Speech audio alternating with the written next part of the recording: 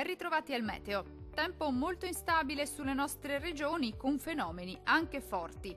Vediamo il dettaglio. Sul Veneto la giornata sarà caratterizzata da una spiccata instabilità. Il cielo sarà molto nuvoloso con rovesci e temporali piuttosto diffusi sin dal mattino e per tutto l'arco della giornata. Attenzione a possibili fenomeni anche forti. Temperature in calo con minime tra 17 e 22 gradi. Valori massimi compresi invece tra 22 e 29 gradi circa. Diamo uno sguardo ora al Friuli Venezia Giulia.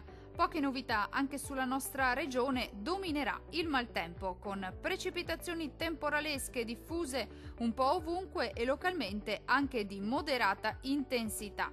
Lieve miglioramento entro la nottata. Temperature minime tra 19 e 21 gradi.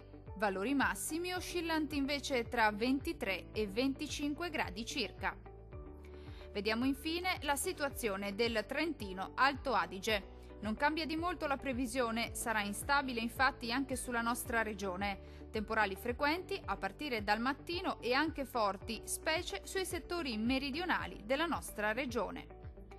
Temperature minime tra 17 e 18 gradi. Valori massimi compresi invece tra 28 e 30 gradi circa. Dal meteo di Antenna 3 per ora è tutto. Arrivederci!